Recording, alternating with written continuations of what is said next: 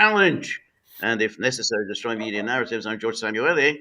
With me today, of course, is co-founder of the Gaggle, Peter Lavelle, and it is now time for our first of 2026 joint live stream here, 10 a.m. on the East Coast of the United States, certainly not 10 a.m. here or 10 a.m. in Moscow.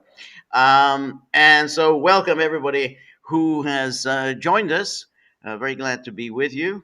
So there's lots to discuss. Yeah, How what's new? What's new, George? Not much. It's been one of these boring, really, New Year's. You have no idea what to do. Yeah, when you think about it, this is the fifth. This is the 5th of Anyway, January. In these 5 days of this year, more has happened than many years in my life. It seems yes. like. Yes.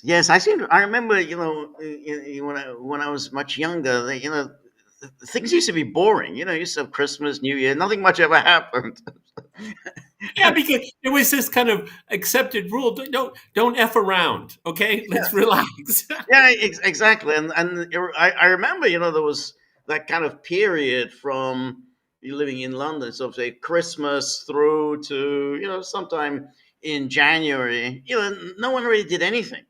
That's Yeah, right.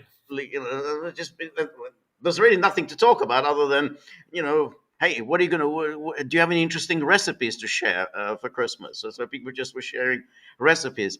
Anyway, the over the weekend, we naturally had the Trump administration doing the rounds, obviously seeking plaudits and congratulations from the media, and naturally um, threatening anyone. Hey, you see what we can do? You better not mess with us, which is kind of what one would have expected. So first out of the gate was Marco Rubio, who is now the tough guy, and He'll he never be a tough guy. he doesn't look like a tough guy. That's kind of his problem. He His always just problem. looks like the good little boy. The sort of the has always done his He's homework on time. caddy. He's a caddy. Yeah, Okay. yeah. He just does not look like the rascal, the that you need. Anyway, here. Always happens there. Anyway, here he was with George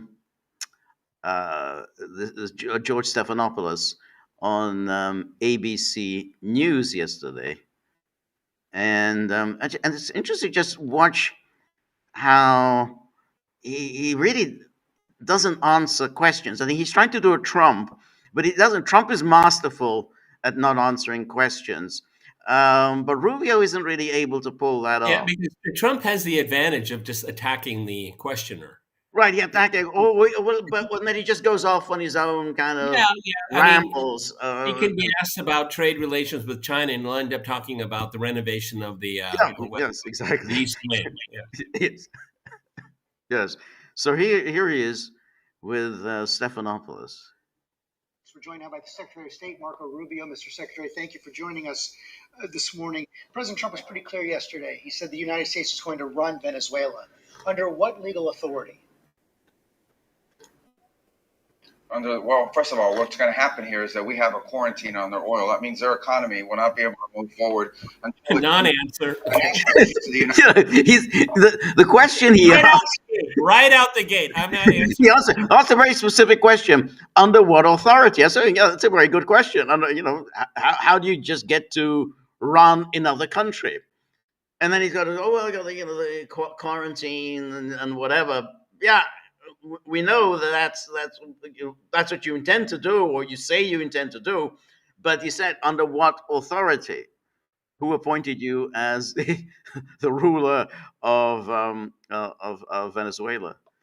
So anyway, here he continues.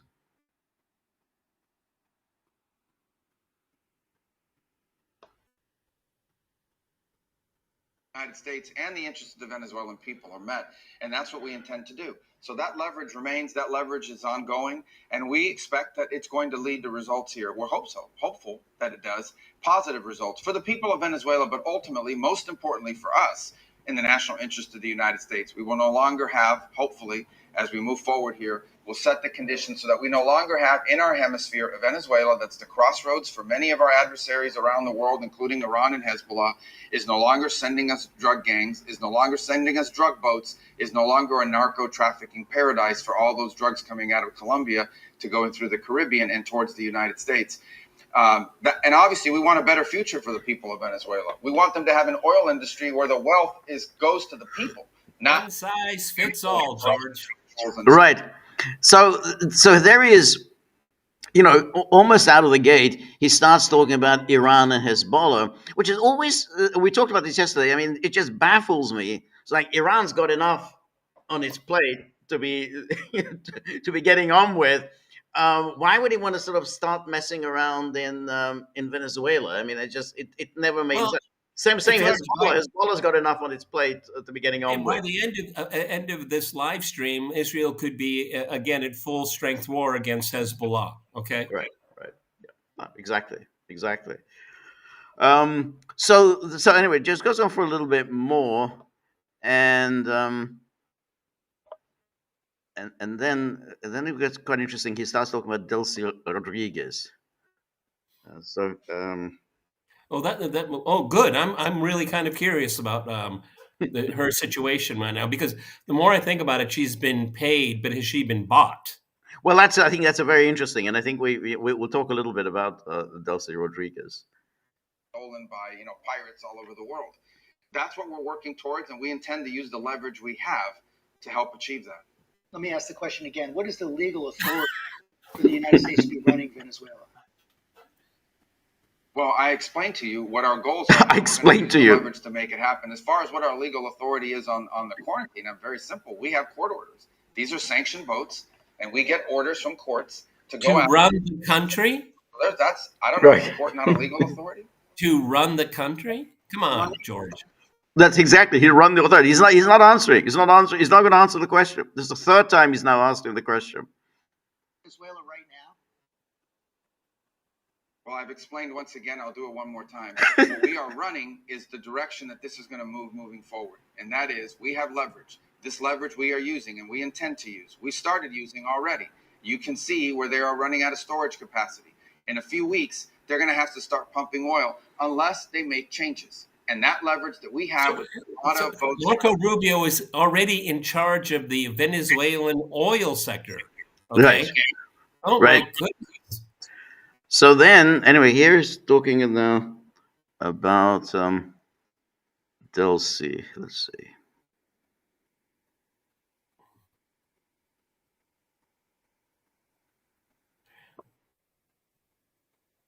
Rodriguez is now the legitimate president of Venezuela? Well, this is not about the legitimate president. We don't believe that this regime in place is legitimate via an election, and that's not just us. It's 60-something countries around the world that have taken that view as well, including the Europe. Well, he says that it's not just us. We didn't regard him as the legitimate. All right, now he says 60 countries. Well, that's less than a third of the United Nations membership. That's not very impressive. You say, well, if he'd have said, well, and 150 countries agreed with us, but 60 countries.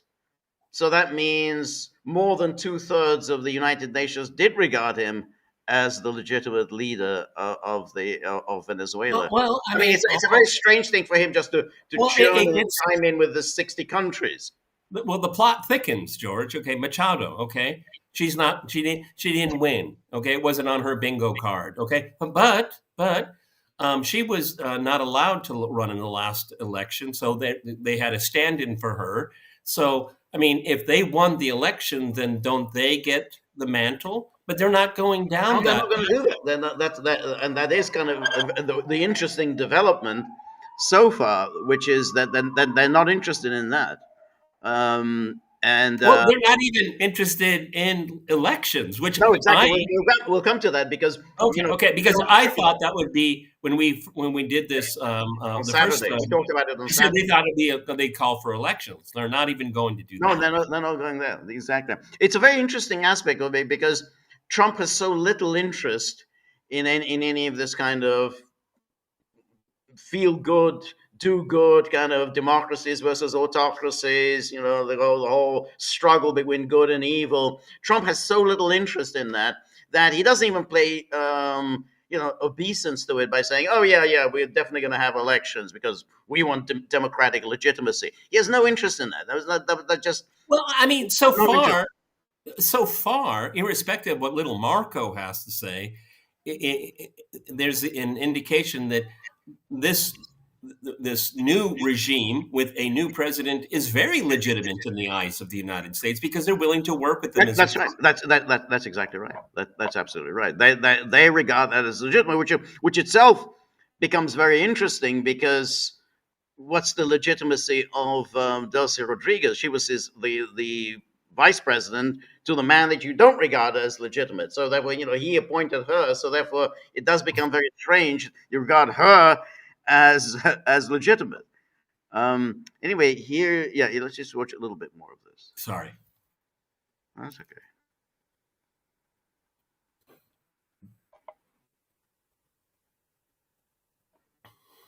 Union.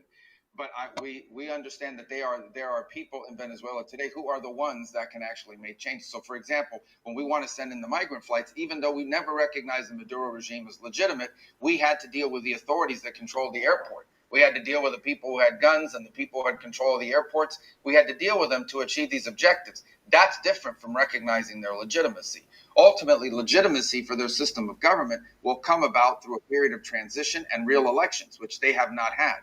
And by the way, it's the reason why Maduro is not just an indicted drug trafficker. He's illegitimate president. He was not the head of state. But now this becomes very confusing because he had just said, "Well, we dealt with the government, with the when he took back the people we were deporting." He said, "Well, we dealt with him because, in other words, yeah, he was legitimate. That's the We legitimate. we Ran the government."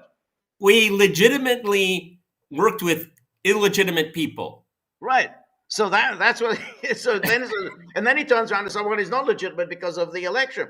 Well, if that's the condition, you say he stole the election. If that's your claim, then I don't see how you can declare that Delcy Rodriguez is the legitimate president of Venezuela. So it becomes extraordinarily confusing what the U.S. position is.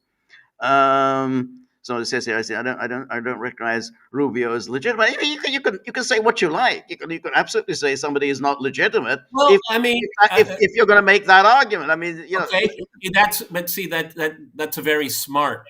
That's the conclusion we draw here. It's up to me what's legitimate, George. It's up to you, George, what's legitimate. Okay. See, this is the slippery slope that we're all going to have to go down. All right. I mean, George and I, from the get go, have been asked a fundamental question: how far did they think ahead?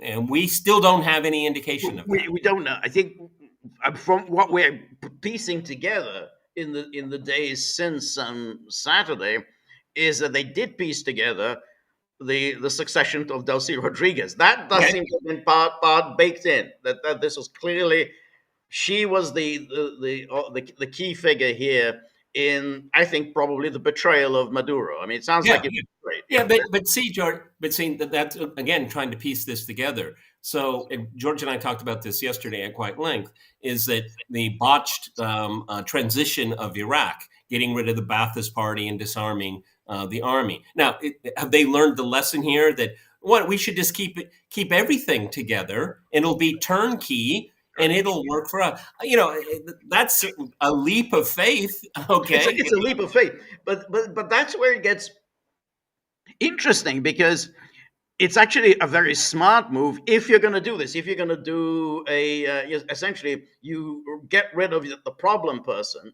I don't know why you regard Maduro, but okay, let's assume that they regarded Maduro as a problem. You get rid of him. You don't do regime change. You don't basically get rid of everyone.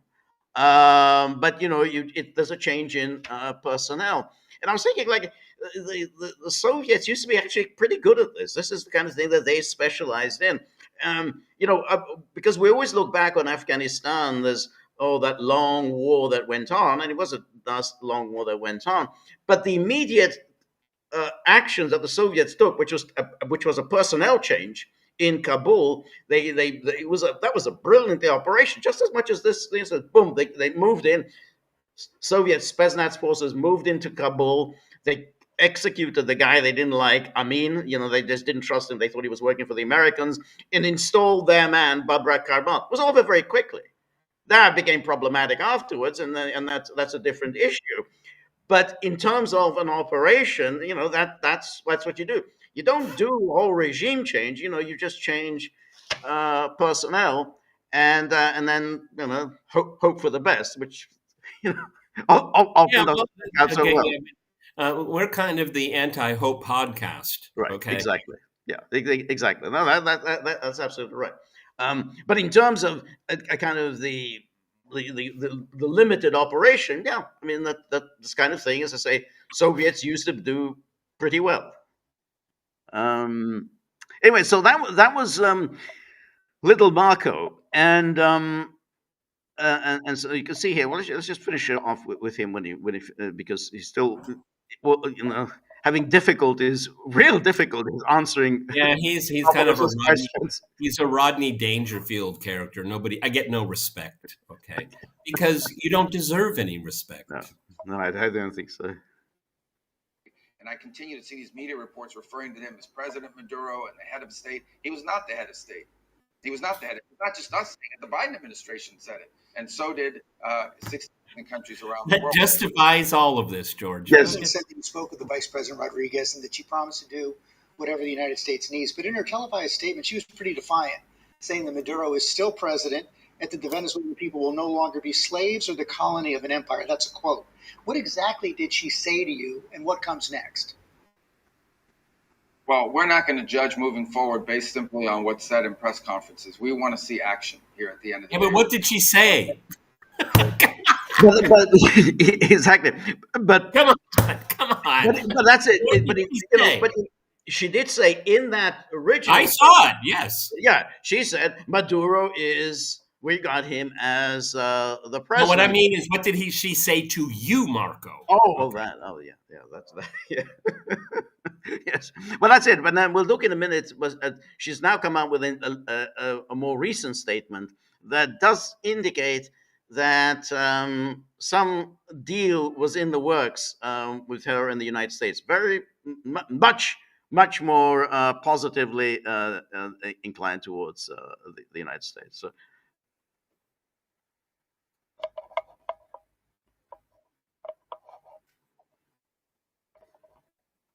A lot of different reasons. There's a lot of different reasons why people go on TV and say certain things in these countries, especially 15 hours or 12 hours after the person who used to be in charge of the regime is now in handcuffs and on his way to New York. So what I will say is, moving forward, it's very simple. We're not going to be reactive here to statements at press conferences or what people say in a certain interview or what some media post somewhere. What we are going to react to is very simple. What do you do? Not what you're saying publicly. What happens? What happens next? Do the drugs stop coming? Are the changes made? Is Iran expelled? Is Hezbollah no longer able and Iran no longer able to operate against our interests from Venezuela? Does the migration pattern stop? The drug trafficking boats end? Do you deal? So this again sort of brings up. Well, we want these changes. We want Hezbollah gone. I mean, I probably say, yeah, Hezbollah's gone. I mean, there's no Hezbollah. So it's a very peculiar stance he's taking. Well, we want to see action. Oh yeah, like what? Oh well, we want to see Iran and Hezbollah gone. That's it. That's your top priority. At least Trump doesn't talk like that. I mean, Trump does say, yeah, we want to get our hands on that oil. Whatever I don't know how he's going to do it, but we want to get our hands on that oil. There's lots and lots of it, and we want it. Anyway, then Trump appeared on Air Force One. Let's just watch. Let's watch a little bit of Trump on Air Force One yesterday.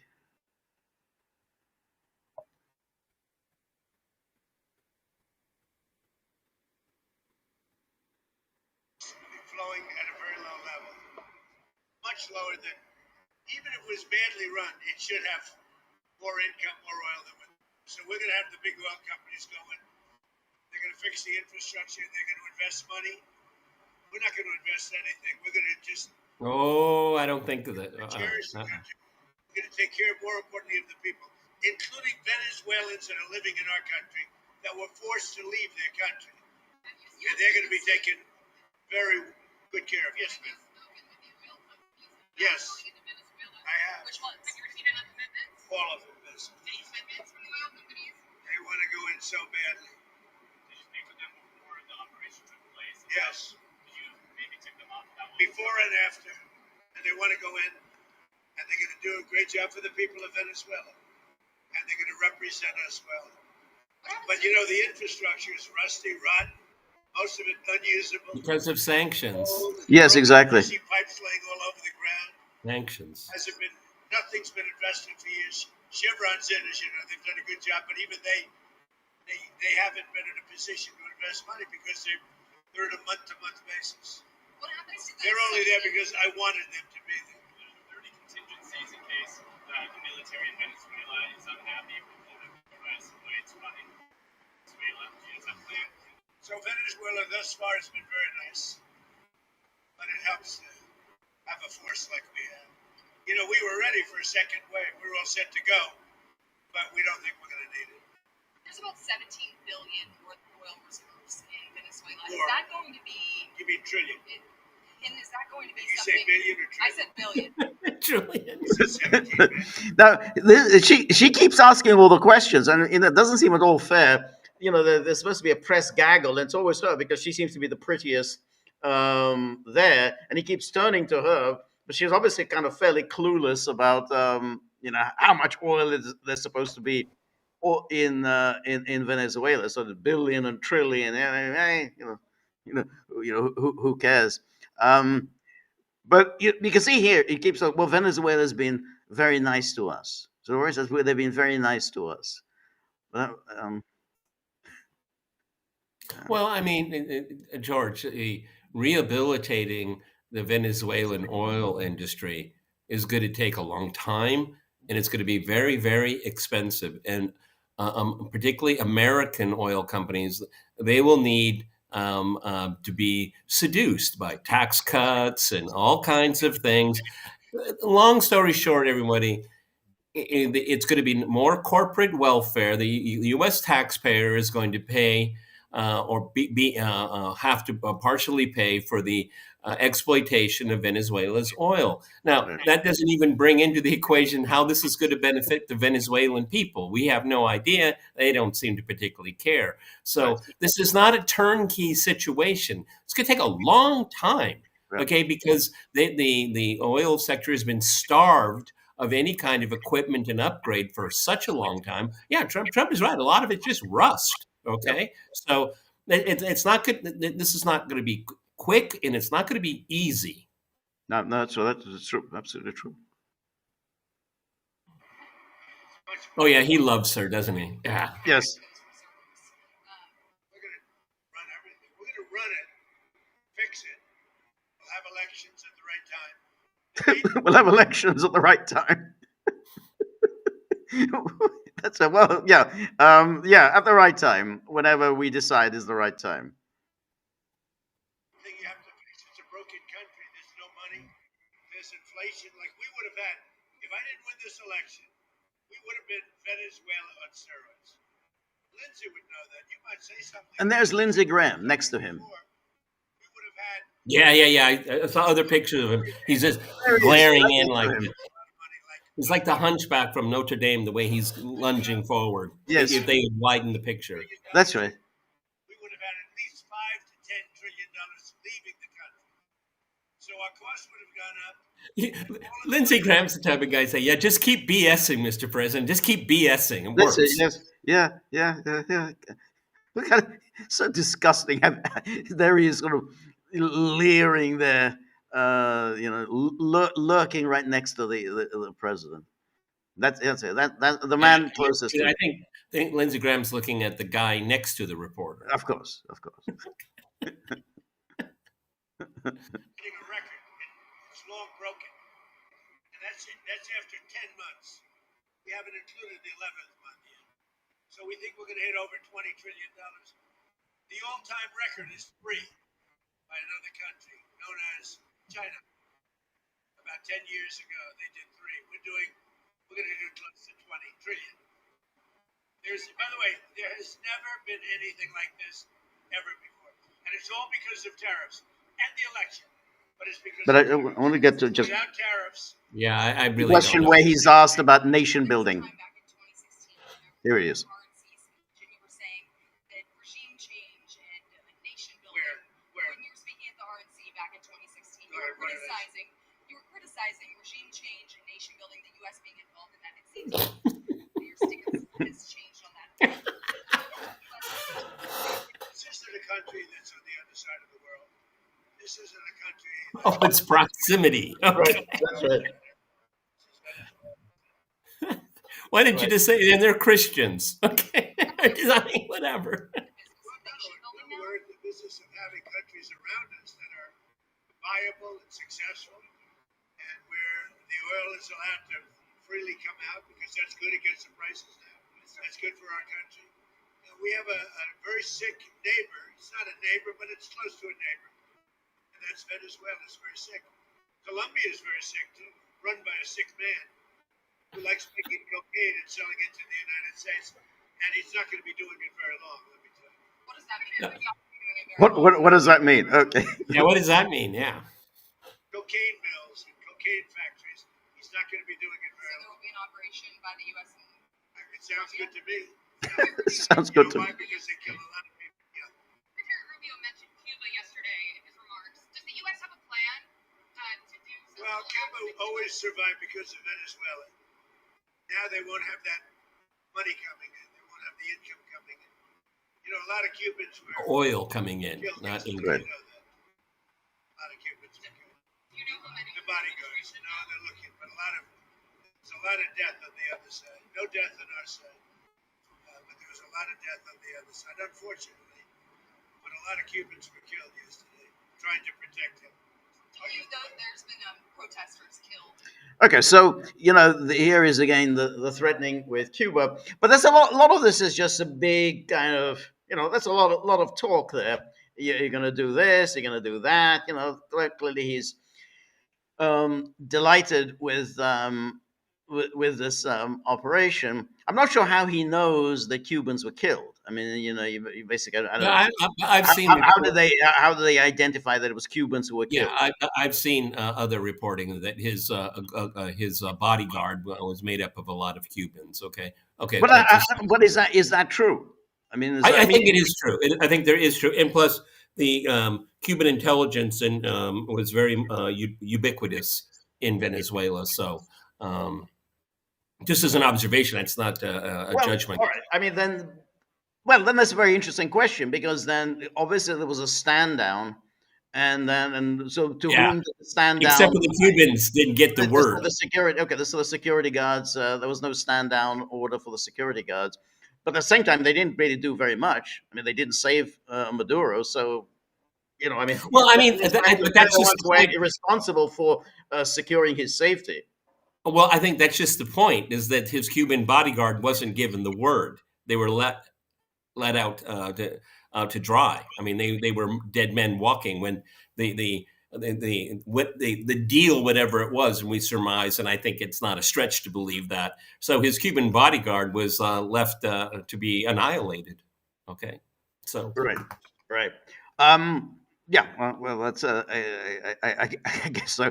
But that's in itself also interesting. If that's the case, that his bodyguards were Cubans, then that is interesting. Why were his bodyguards Cubans? Why did he choose Cubans as his bodyguards rather than Venezuelans? Well, maybe having an outside force that he could had confidence in. yeah, I'm sure, like any other kind of country, the political infighting can be quite nasty. Okay, and I think we're going to see that happen. Okay, I think we're very much in a lull before the next storm here. Um, we'll see. But I mean, I keep looking at the comparisons to Syria, the comparisons to Afghanistan, and I'm trying to ascertain if there's some kind of learning process here, because we have extremes here. If they really believe that, tapicate the top man, and then you have the keys to the kingdom, and everyone's going to follow your orders. That's a huge leap of faith. I mean, the U.S. government doesn't run America very well. I don't see how they're going to run Venezuela. But that's in a way kind of the interesting. I mean, one the analogy that comes to mind was the ouster and overthrow of Milosevic. Milosevic was in the same way. Milosevic was betrayed by his inner circle. His inner circle was clearly absolutely in cahoots with all of the Western intelligence services. And essentially, they engineered the coup and then the handover of Milosevic to the ICTY. And all of the characters who were involved in that, the head of the military, Pavkovich, then the Interior Ministry, Frankie Simatovich, Sainovich, and Stanisic, a whole bunch of these characters. Every single one of them, for their reward for betrayal, was that they were all hauled before the ICTY. They were all prosecuted. And so that's really the problem that these people face, which is, okay, you did what you did, which is that you carried out your task, your betrayal. That doesn't mean you're safe. We know the United States is quite determined, quite. Well, I mean, and they don't just simply forget and say, oh, well, now we're going to turn over a new leaf. Yeah, all the more so is that you portrayed. You're willing to betray your country's leader, so you're willing to do anything, right? So, I mean, why would you respect someone like that? You don't respect them. You don't respect them. And obviously, if you're willing to betray once, you're obviously going to betray the second time. You never, you never want to have people like that around. But anyway, here was the message that that was sent out today by Delcy Rodriguez, the president. And so it's a message from Venezuela to the world and to the United States. Venezuela reaffirms its commitment to peace and peaceful coexistence. Our country aspires to live without external threats in an environment of respect and international cooperation. We believe that global peace is built by first guaranteeing peace within each nation. And then we prioritize moving towards balanced and respectful international relations between the United States and Venezuela, and between Venezuela and other countries in the region, premised on sovereign equality and non-interference.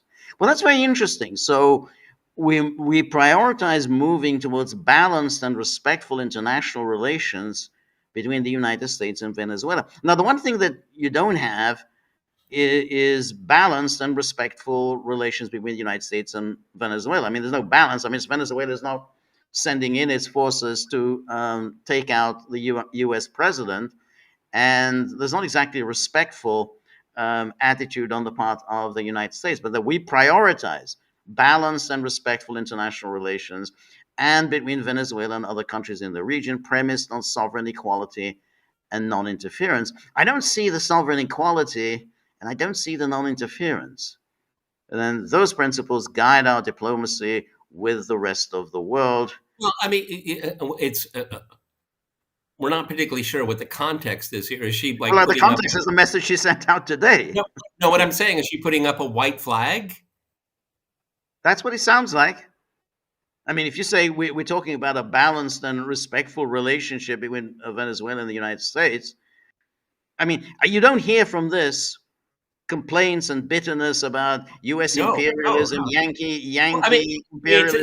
It's as if a different person wrote it. Okay, right. So it was in that interview, Rubio's interview with Stephanopoulos. Stephanopoulos asked him, "Well, look, this is the statement that she made," and he said, we don't care about these public statements." In other words, yeah, well, Well, why should we care it about has to this say public? it in public. Why should we take serious this statement?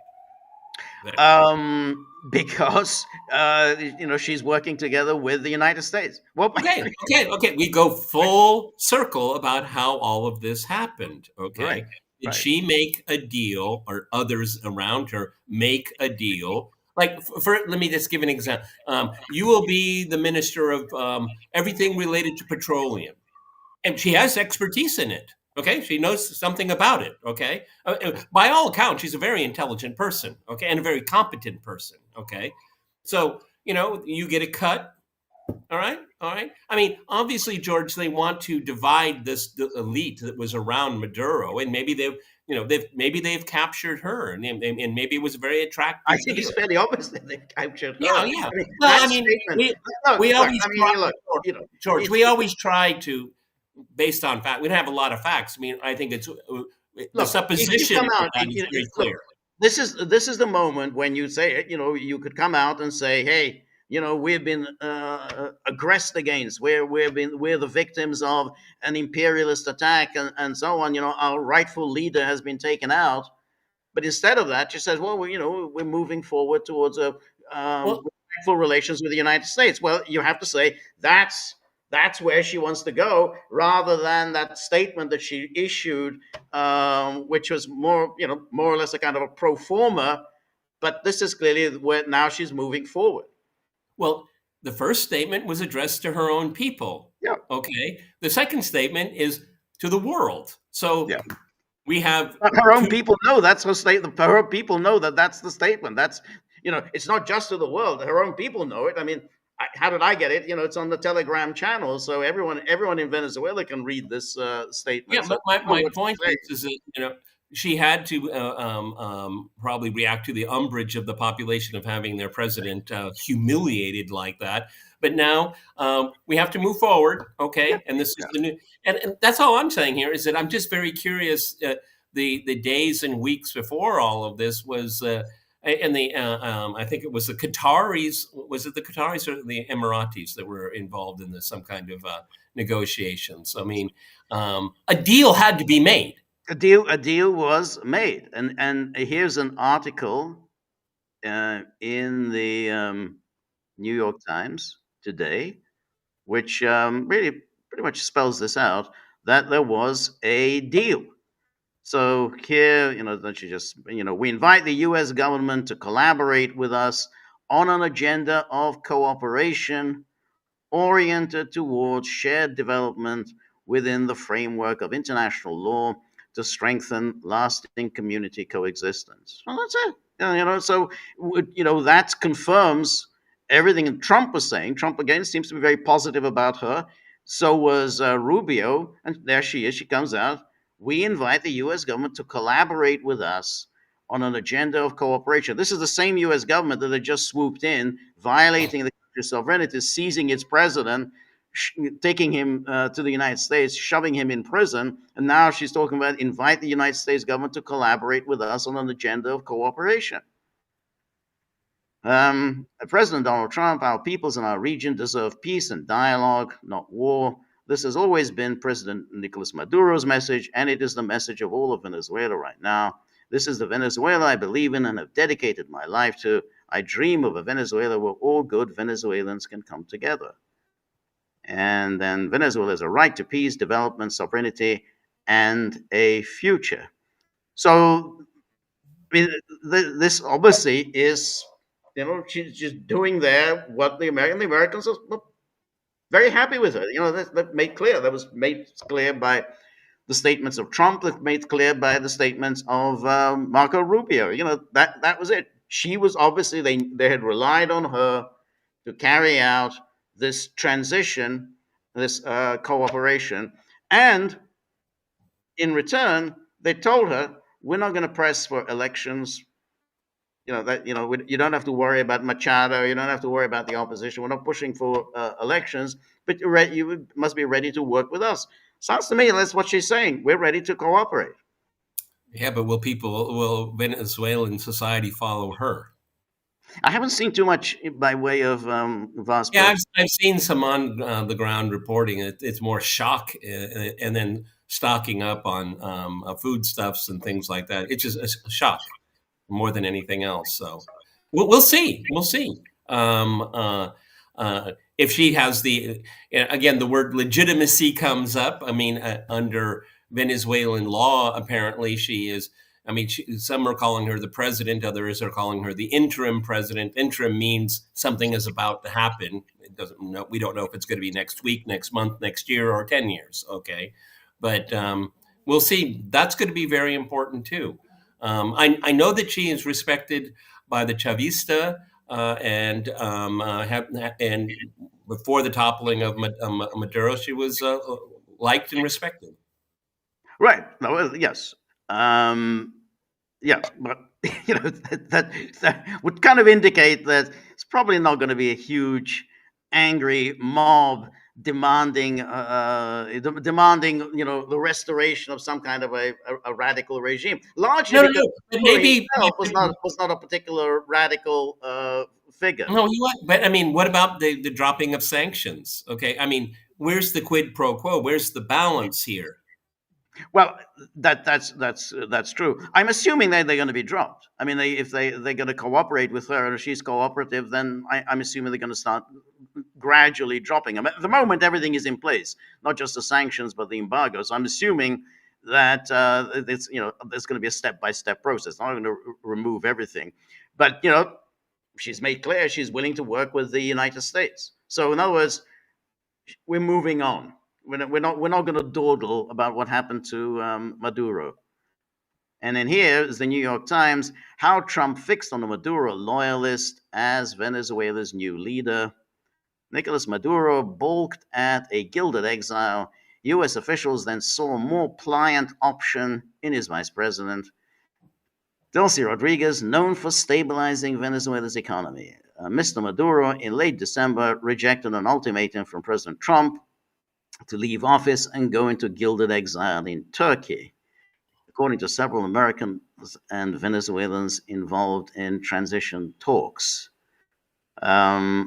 And then here, Mr. Maduro's regular public dancing and other displays of nonchalance in recent weeks helped persuade some on the Trump team that the Venezuelan president was mocking them and trying to call what he believed to be a bluff, according to two of the people who spoke on condition of anonymity, because they were not authorized to talk about the confidential discussions. So the White House decided to follow through on its military threats. And then weeks earlier, U.S. officials had already settled on an acceptable candidate to replace Mr. Maduro, at least for the time being. Then Delcy Rodriguez, who had impressed Trump officials with her management of Venezuela's crucial oil industry. The people involved in the discussion said intermediaries persuaded the administration that she would protect and champion future American energy investments in the country. And then it was an easy choice, the people said. Mr. Trump had never warmed up to the Venezuelan opposition leader, Maria Corina Machado, who had organized the winning presidential campaign in 2024, earning her the Nobel Peace Prize. Since Mr. Trump's re-election, Ms. Machado has gone out of her way to please him, calling him a champion of freedom, mimicking his talking points on election fraud in the United States, and even dedicating her Peace Prize to him. Well, none of that didn't help. U.S. officials say that their relationship with Ms. Rodriguez's interim government will be based on her ability to play by their rules, adding that they reserve the right to take additional military action if she fails to respect America's interests. Despite Ms. Rodriguez's public condemnation of the attack, the senior U.S. officials said that it was too soon to draw conclusions about what her approach would be, and that the administration remained optimistic that they could work with her. So that was, look, this is, they removed the person. I think they've got a person who's going to work with them. I think that Delcy Rodriguez will work with the United States. Okay, but I'll repeat, will Venezuelan Well, society be I, satisfied? And I don't know the answer to that question. I think if the United States is going to ease up on the sanctions, and then ease up on the obviously on the embargo, yeah, why wouldn't they? I mean, people have to live. Life moves on, and say, okay, well, that didn't work out, but we have to move on. It's always worked everywhere else. I mean, same thing. Again with Serbia, when they took out Milosevic, you say, okay, well, okay, people shrugged their shoulders and they moved on and accepted the new government. So I think it's you'd have to say people will accept it. And I think that's still a question mark, but we'll see. I mean, I agree. People want to have some sense of normality and predictability. But one of the reasons maybe elections haven't been talked about is that I'm pretty sure that Chavista will not be allowed to participate in the election. We'll see.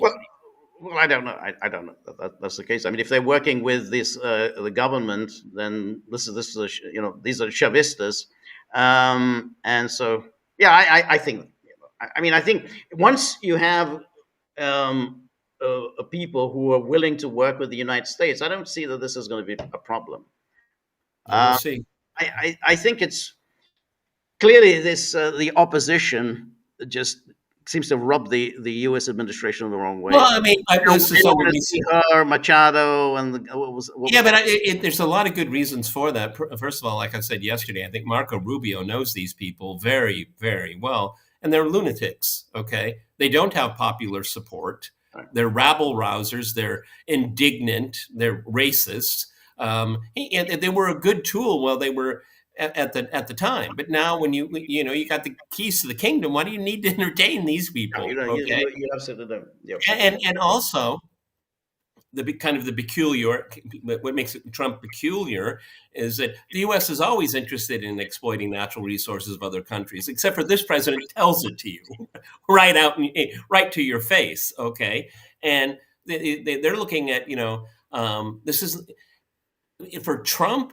This is not ideological. For Rubio, it is a larger because there's a bigger picture. There's Nicaragua, there's Cuba involved in all of this. But Trump just wants good administrators. That's what he wants. Good administrators. She can run. I mean, she's run the oil sector. Maybe she can run the whole country for us. No, absolutely. And I think that's. And once she starts talking to him about the oil, and we got oil. We really want to work with you, and we want to bring in the American oil corporations, and they're going to get the oil out of the ground. They're all going to make a lot of money. That's Trump's language. And that's really all he wants. I mean, this is all a lot of talk. Oh, we're going to get oil. We're going to make a lot of money and so on. That's just simply the way he likes to talk.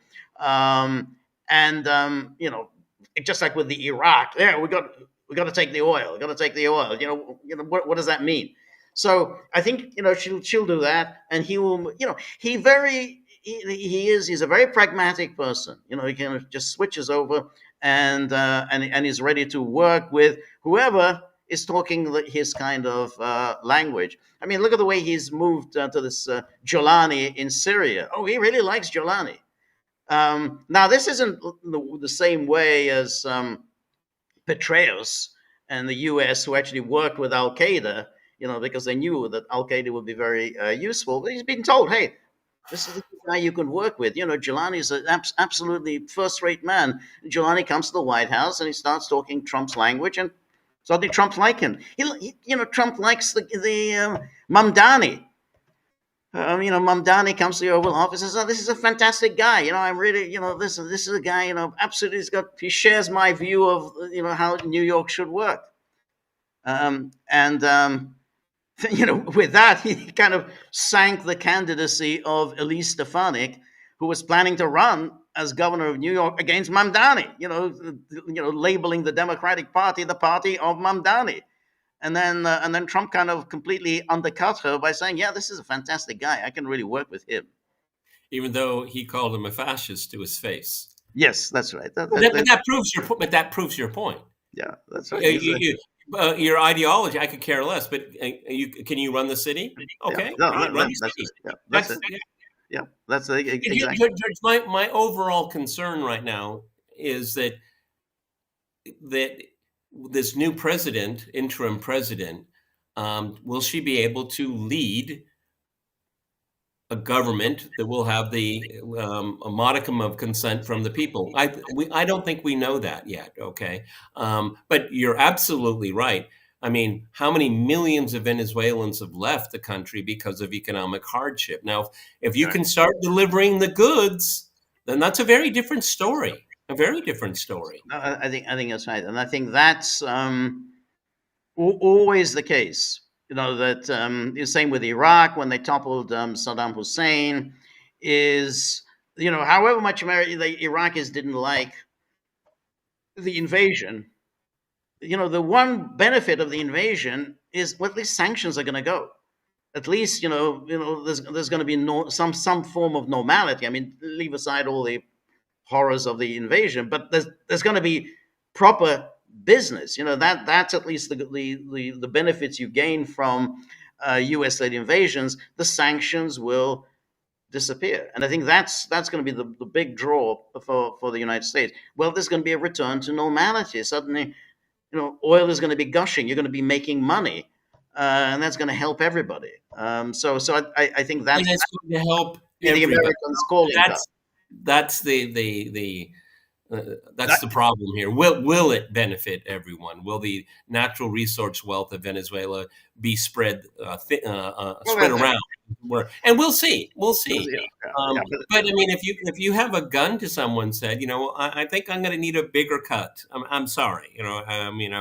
We've invested a lot of money here. We want our shareholders want it. I mean, the oil companies are not magnanimous. they're Okay. not magnanimous. On the other hand, if this Delcy Rodriguez really wins the favor of the administration, Trump can easily turn around and say, "I'm going to support her." And if if she goes complaining to Washington, "Oh, we're getting screwed over by these oil companies. They're demanding this, this, and this." Trump doesn't owe anything to the oil companies. I mean, they've done nothing to him. So I can see him actually saying, "Yeah, hey, take this deal. That's what's on offer." So I don't think he's exactly a kind of what's good for General Motors is good for America type of guy. I don't think that's quite him. Well, I think that message is sent all the time. But That's anyway, not all the time, but he himself isn't really like that. when push comes to shove, you may be right. Okay. That's right. That's why we said, look at the people that he suddenly thinks highly of. Mamdani, Jolani. So maybe if she wins the favor of of Trump, and she says, "Hey, we're getting screwed over by ExxonMobil." They're trying to I mean, screw us over. Yeah, it's like, well, I don't know. Well, What do I care about ExxonMobil? she may become a quintessential example of pure political pragmatism, because her father was arrested, imprisoned, tortured. He died in prison. Yeah. Yeah. And so this would be a remarkable sea change in someone. But maybe, just to be just as pragmatic, what's the alternative? That's yeah. No, that's exactly right, and I think that's and you always have to think about leaders of countries ultimately, and this is where it gets really difficult, that they have to think about the future of their countries, rather than get involved with personalities and emotions and whatever. And if somebody comes to you with a deal, hand over Maduro, and we're going to lift sanctions. We're going to, there'll be a gradual move to normality, and your responsibility is to your country. It's not to Maduro. That's a good argument. Yeah, Hey, well, but my people. First things first. Okay, no more oil for Cuba. Okay, oh yeah. This is far from over, and I was thinking about this today. Is that I have this feeling that the Trump administration is going to move quite quickly when it comes to the Western Hemisphere. Trump is enthused by this. He's so animated by this. Yes. Why don't we try it again? Okay. I Yeah. mean, and I'm very serious about this, okay? Because the U.S. can do it, Yep. okay? Now, I'm a strong believer in the law of unintended consequences, but decapitation seems to be the flavor of the moment. Okay, it's very much the Israelization of American foreign policy. Cuba, well, I mean, Venezuela, much bigger, much more wealthier, relatively. But Cuba, okay, Yeah. and No, I think that's right. a Yeah. Sandinista, well, we've been waiting for you for a Yeah. long Yeah, time. no, I think that's going to be very much on the agenda of Trump. Trump now thinks, yeah, this is what I spelled out in my national security strategy document. I said we're going to run the Western Hemisphere. It's going to be completely our backyard, and nobody gets a look in. That's it. Nobody gets a look in. China doesn't get a look in. Nobody gets a look in, and I think that's going to be really tempting for him. Because he can. Yeah, that's right. The Russians are not going to save them. The Chinese are not going to save them. No way. And No. the Europeans will say, "Oh, this is a violation of international law." Well, fob off. Okay, Right, that's what right. we expected from Yeah, them. exactly. Okay? Yeah, that's There's no restraint here. There's no, no restraint. no. That's exactly right. Um, and so, but what was interesting is um, the here's the well. First of all, let me take a look at an article by in the New York Times, a column in the New York Times by Masha Gessen. Um, and it's Oh, it's what's interesting about that um, is that for contemporary liberalism, the everything is always about Putin. So it's always about yeah. Putin, Putin, Putin. Um, and they have to somehow uh, they've been attacking Trump as an isolationist. He's an isolationist, American withdrawal, American withdrawal. So when you have something like this, how does that, you know, how do you marry that with your claim of isolationism? You have to think, oh, well, it's Putin. It's all somehow inspired by Putin. It's his. Trump is really not operating according to some wonderful American universal ideals, which apparently America has always been animated by. But very selfish, narrow, Putinist goals. So that's the view very much within that contemporary liberalism. And Masha Gessen is very very shrewd. She always taps into the essence of American liberalism. Yeah. Um, so here is her column, Is and she a regular columnist? yes, yeah, she's a regular columnist at the Times. Here, Maduro's ouster plays right into Putin's hands. And here, in the initial rush of news on Saturday morning, many commentators speculated that the abduction of President Nicolas Maduro of Venezuela was also a blow to President Vladimir Putin of Russia, since Venezuela and Russia are allies. That's a common sense view. You'd say, yeah, Venezuela and Russia are indeed allies. So why would this be good for Russia? To the The contrary, contrary. exactly. It is a victory for Putin. See, it's a victory. See, he's lost an ally, but it's a victory for Putin because it is a blow quite likely fatal to the new world order of law, justice, and human rights that was heralded in the wake of World War II. I don't know what world she's talking about. Maybe she Yeah, read I it. mean, it's like you kind of wonder. I don't know. I didn't know she was an avid reader of science fiction. Okay. Yes, in the wake of World War II. So we had this fantastic time since World War II: law, justice, and human And it rights. all came to an end on Saturday, George. Exactly, all came to an end on Saturday. Oh, so what did this? That's it. So Illegality. she ruined the New York Review of Books. Now she's ruining the New York Times. Yeah, Illegality does not uphold the law. Starting wars of aggression does not make anyone safer. Colonization does not bring freedom. And colonization is what Trump had promised when he dismissed Maria Corina Machado, a Nobel laureate with a credible claim of a popular mandate. No, And no credible claim of a no popular. credible claim. I mean, if you don't run, then you don't have a claim of a popular mandate and international recognition as lacking leadership qualities, and said in various ways, no fewer than 4 times, we're going to run the country. Then he says, this was very particular kind of mockery familiar to anyone who has paid attention to Putin. Russia's president has claimed that his invasion of Ukraine was a mission to liberate the people of that country. He has claimed to be defending Russia's sovereignty, which Ukraine's existence never threatened. Putin has even. Yeah, well, NATO expansion did. NATO Masha. expansion it absolutely did. Putin has even claimed that Ukraine has illegitimately appropriated infrastructure created by his nation, well, by the Soviet Union, which Putin conflates with Russia.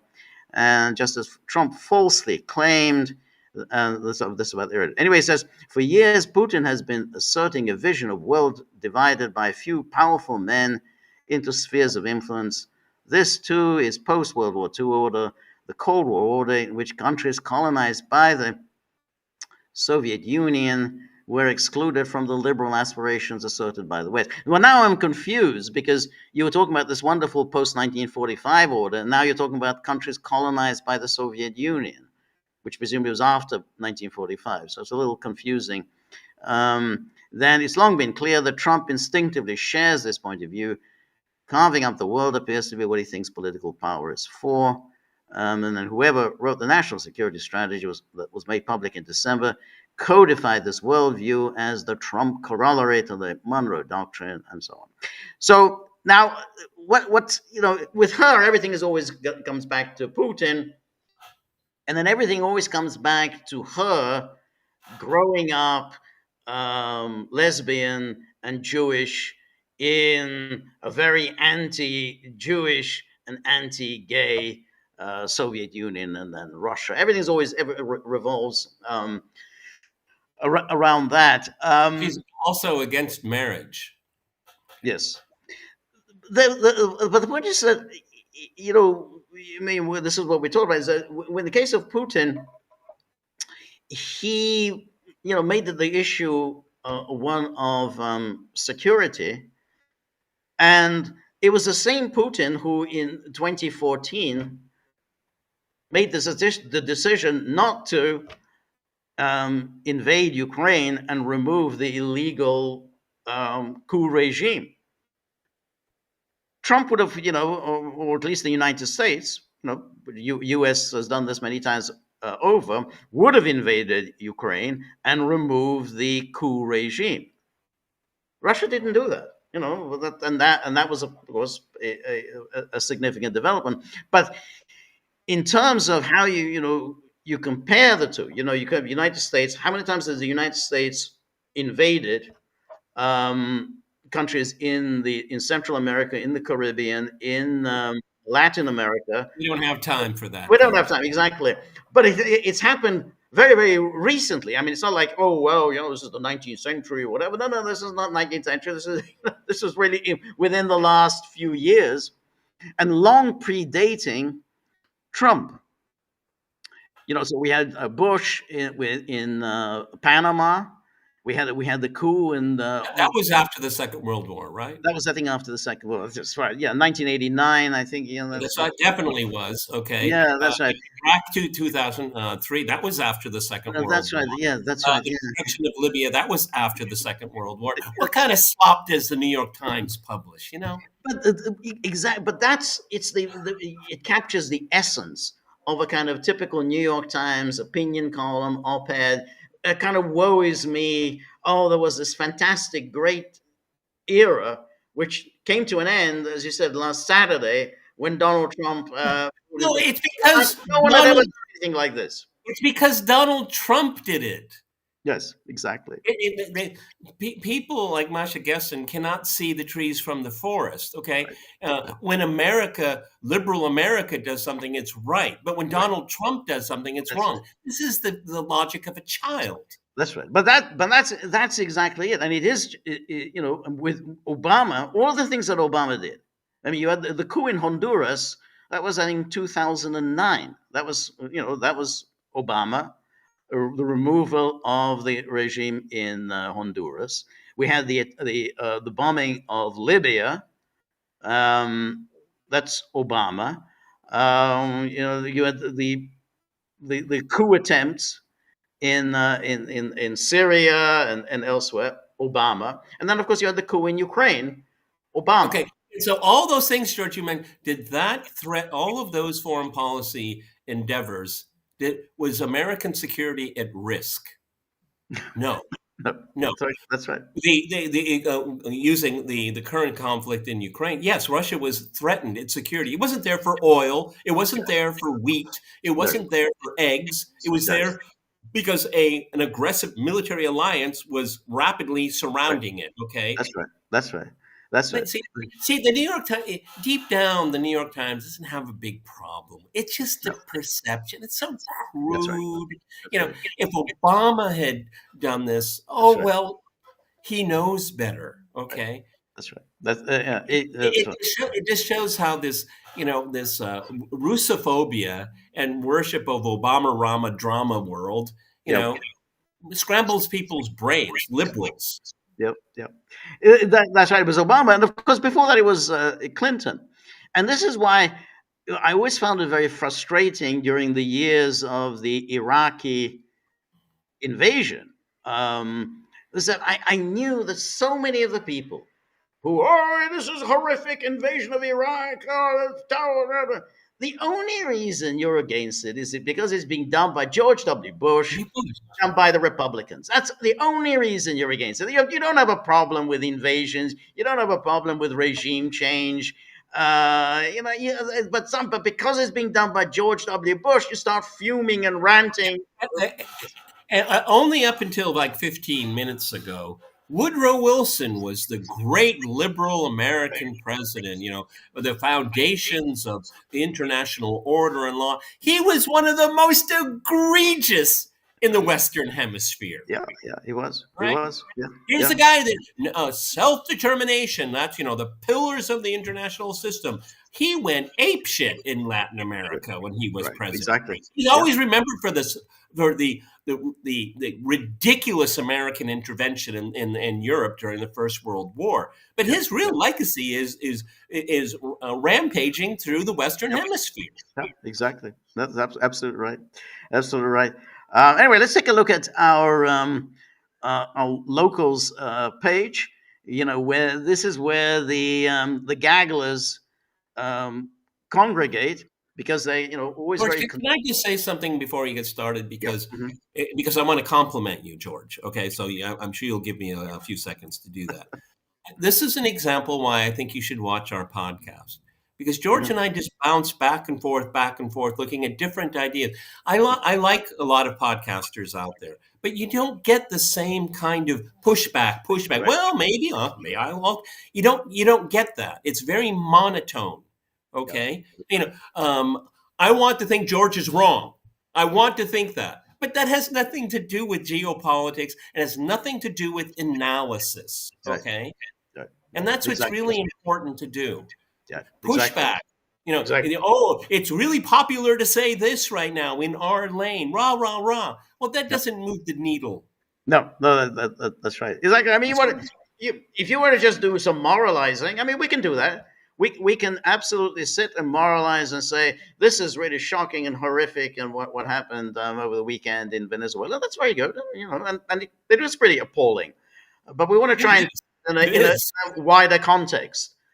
The Constitution. We can talk about the Constitution. All these things. That's very easy, and we can spend our time and both agreeing with each other and saying this is shocking, horrible. Congress wasn't consulted. And this is, and so this, Trump is breaking his promises to MAGA and everything else. Right? We can do that. We didn't no one's bring going to be any the wiser for it. Yeah, I mean, we didn't bring up in the indictment that was published against Maduro, where they accidentally said the the importing of cocaine into the United States. Yeah, I mean, this is how serious these people are. They confused importing with exporting. Okay, right. okay, Yeah, and, yeah, and and that's a good laughing point. Ha ha ha. right. Okay, it's not changing what's happening. Yep, that's right. Exactly. Anyway, first out of the gate is our good friend Cynthia. Always has very good, very tough questions to ask. So Cynthia says, what really stands out is the complete absence of a military resistance when the U.S. seized Maduro. That alone makes it difficult not to suspect that much of the Venezuelan government and armed forces had already been quietly bought off and deliberately chose to stand down, effectively reducing themselves to compliant US vassals. If that's true, the cost must have been staggering, but given that the CIA's budget is entirely opaque, we'll almost certainly never know the real price tag. Well, all of that I think is true. I don't know whether the cost is necessarily staggering. I think it's probably, you add it up. What is it? 50 million, 100 million. Let's say that they spent on buying off. That's the maximum. They're buying off Oh, the military. That's just chump change for the United States. I heard the number between 150 and 200 million from someone that used to work in the CIA. Okay, so for whatever it's worth, yeah, this is pocket change. I Yeah. mean, for the CIA, that's coins between your cushions on your couch.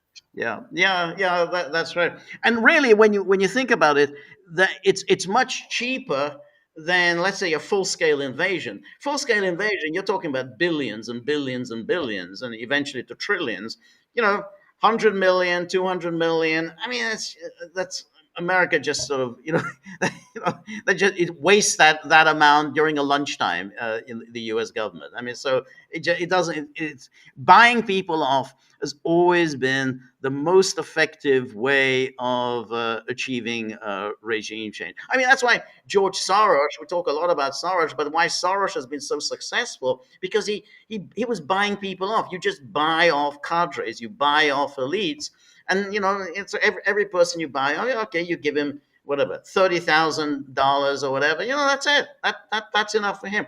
You can buy off an awful lot of people for 50 million, 100 million. Even for Soros, who's a multi-billionaire, this is just it's chump change.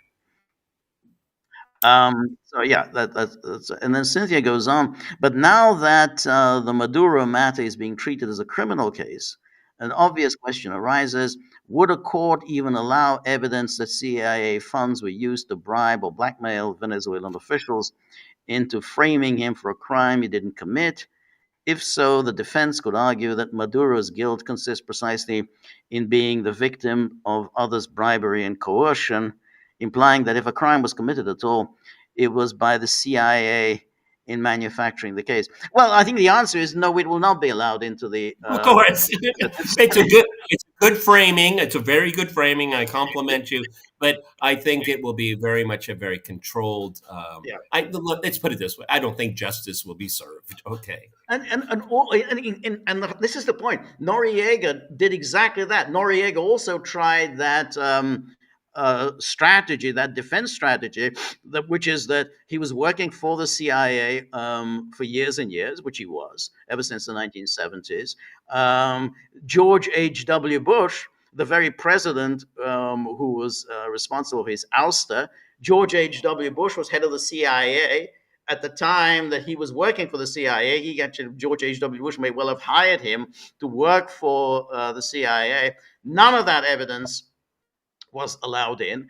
As we were discussing yesterday, his very legitimate claims that he enjoys sovereign immunity was discounted.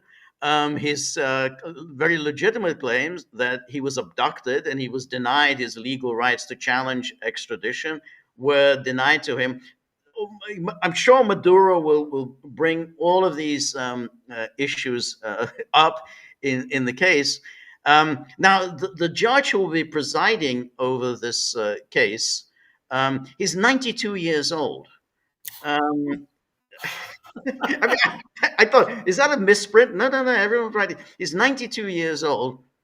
He's an Orthodox Jew, and very much involved in all kinds of Jewish activities, which already seems like a conflict of interest given what Marco Rubio has been talking about, Iran and Hezbollah. Not sure he's the right person to be presiding over this trial, but And considering that the some of the nastiest elements, the right wing elements of the Venezuelan opposition are fanatical Zionists. that's exactly that's right. I am sort of surprised that you can be a judge at the age of 92. I mean, I had no no, idea. there's no mandatory retirement. There doesn't seem to be any kind of retirement. You would think he'd want to spend time with his great grandchildren.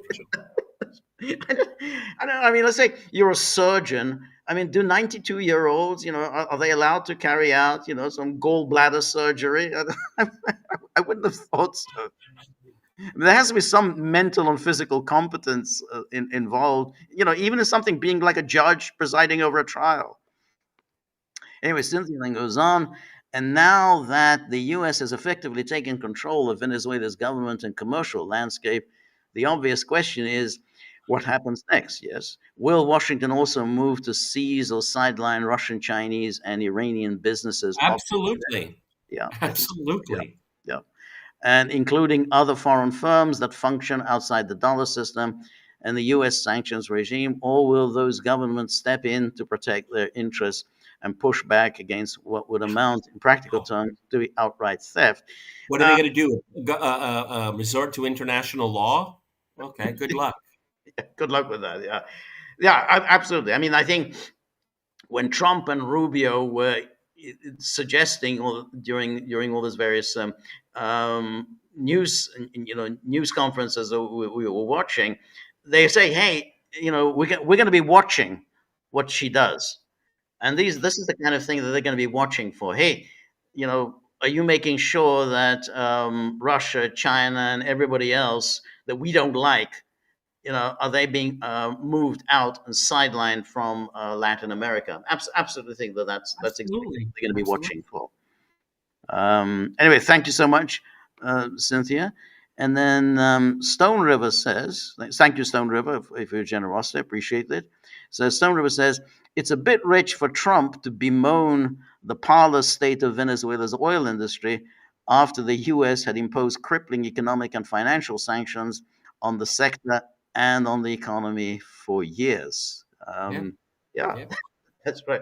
It's very interesting. You know what, George, is interesting when he says that, like on Air Force One, no one pushes back. No one. Yeah. No one does. No one But pushes back. but it's very funny that they do this. They impose sanctions, and then of course that imposes great hardships, and then they say, oh well, that just shows his incompetence. He's obviously completely economically incompetent. Oh, it shows how socialism never works. Yet another failure of socialism. And they look at Venezuela. Well, yeah, I mean, if you can't earn a living, you can't sell your oil, then that's what's going to happen. I mean, if you steal $1 billion worth, I think billion or whatever, of bullion, I think it may already now be worth something like $2 billion of bullion lying in the Bank of England, then you say, well, you can't have that. I mean, that's going to cause problems. So that's money belongs to Venezuela, but apparently it belongs to the Bank of England. But somehow Well, at one point in time, it was Guaido's money or gold. Okay. yes, Can't make up your mind. that's right. But that's the thing. You do that, and you say, "Oh, that's a failure of socialism." And I think the Mike Pompeo sent out a tweet, called him a knucklehead. Maduro's a knucklehead. He doesn't know how to run an economy. I mean, a billion dollars, that's a lot of money that you deny a country. A knucklehead. Mike Pompeo, he's not a knucklehead. Yeah. Yes. He's gotten very thin recently. Is that Ozempic? Do you think, or do you think he had one of his stomach staple? Yeah, like a double bypass. Yeah, and he's probably vegan. Yeah, that's. But he looks kind of, I don't know, very weird. Yeah, it's weird. Death on his door. Yeah. Yeah, but Al Sharpton, if you remember Al Sharpton from back in Yeah. the 80s and 90s, he was a very, very fat guy. I mean, he was just, really, it was just huge belly, double chin, triple chin. Now he looks this really thin, So I mean, I was, so I assumed that he was he had his stomach stapled, which is anyway, Carlos says, this is the only podcast I watch. Thank you. Because you don't see the world through an ideological lens. Thank you. Well, thank you so much, Carlos. Really appreciate that. That's very, very kind of you to say so. Um, and so, one other thing that I wanted to show is, and this is the um, the Europeans. The Europeans have decided to weigh in. Uh-oh. Uh-oh. I can't wait, George. Just can't wait. Well, I knew there would be levity in this podcast, so here Well, it is. exactly. We want to end on a light tone, so I left it to the end so that we can all have a good laugh. Yeah. So the Europeans, because they matter a great deal in the world, um, decided, well, it's time. Um, I guess they matter so much. yeah. And so here's von der Leyen, who says, following very closely the situation in Venezuela. I think we're all very interested. Oh, that's good that you're following very closely.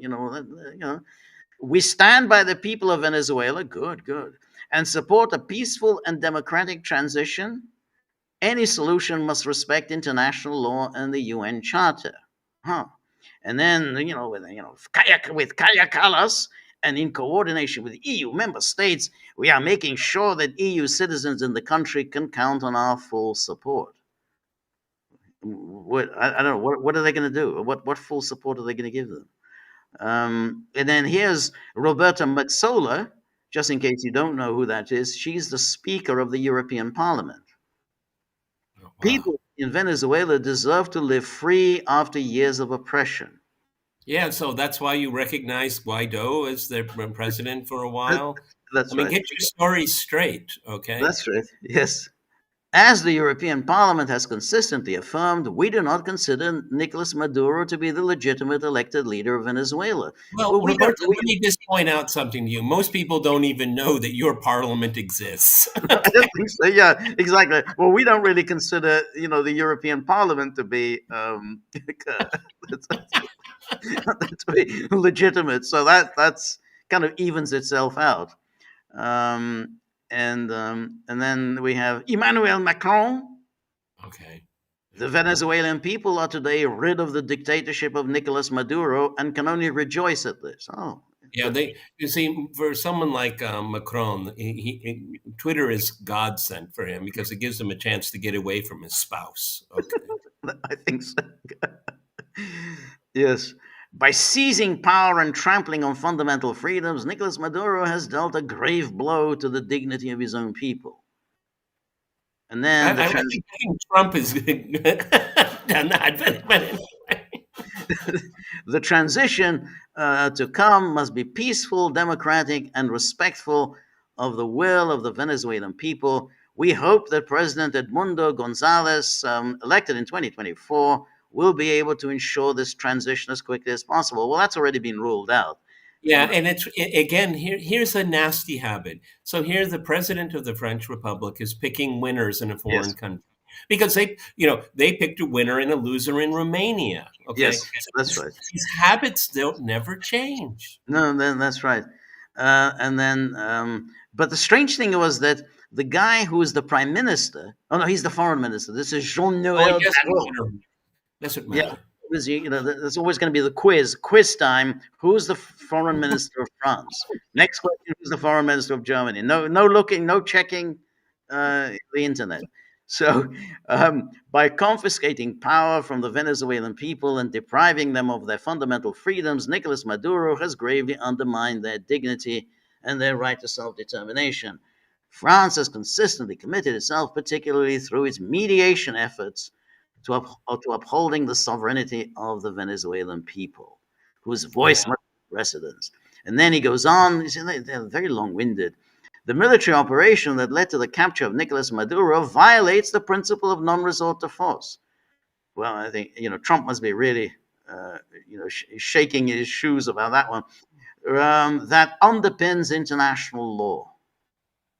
France recalls that no lasting political solution can be imposed from the outside, and that sovereign peoples alone decide their future, except when it comes to Romania, Moldova, and all the rest. What, Um, why did he write this? It's just ridiculous, okay? yeah, Considering the first part. that's right. Yeah. Well, they have to show that they are independent. We have an independent foreign policy. We don't just follow the Americans. We have our own independent view of the world. Keir Starmer, forgot about him. He's kind of Yep. he's in the. And so he says the UK has long supported a transitional power in Venezuela. We regarded Maduro as an illegitimate president, and we shed no tears about the end of his regime. I reiterated my Well, support. his regime has not ended. Are you paying attention? That's true. The regime is, see, that's the whole thing. This is what we're all discussing right now. There's been a personnel transition, Yes. but has Yeah. there been a regime change? Yeah, Okay, exactly. keep up to speed here. Okay. I reiterated my support for international law this morning. Oh, I'm sure international law is very grateful. Thank you, Mr. Prime Minister. I'm surprised you didn't say, I shared coffee with international law this International morning. law. Well, exactly. And international law wanted cream in his coffee. The UK government will discuss the evolving situation with US counterparts in the days ahead. I don't think they don't have any time to talk with I the don't think they're interested in what you have to say. That's right. And we seek a safe and peaceful transition to a legitimate government that reflects the will of the Venezuelan people. And then here's Bundeskanzler Friedrich Merz. Nicolas Maduro has led his country into ruin. Notice they all start off with this denunciations of Maduro, and then they all come waffling about. That's their independent view, George. Exactly, that's our independence. Yes, the most recent election was rigged. Like many other countries, Look, everyone, there were 800 election observers in the last election. Now, I checked this morning. I have not seen one election observer come out and condemn the election. No. You can't find a dozen out of 800? No. Where are these people? Okay? Yeah. The point is that, it's now such a routine part of European and American statecraft that anytime you have an election result that You don't want it. approve of, you immediately say, "Oh, it was fraudulent. We don't recognize this election." So Belarus fraudulent, Russia fraudulent. Moldova, it would have been a fraud if They hadn't committed a fraud. exactly. If if Maya Sandu had lost, it would have been a fraud. Russia stole that election. So it's now such a habit. No, that what do I care that the Americans said, "Oh, that election was stolen." What does that have to do with French national interest or German? Germany, exactly. And then Maduro has played a problematic role in the region. Ooh. And then here's Bundeskanzler. Then he sends out another tweet. The legal assessment of the U.S. intervention is complex and requires careful consideration. Okay, that means bullshit. Okay, sorry, everyone. Okay. That's why nobody takes you seriously. Oh, it's complex. It requires. It's very complex, and we need lawyers to weigh in. Because we're all waiting for what the lawyers have to say. International law remains the guiding framework.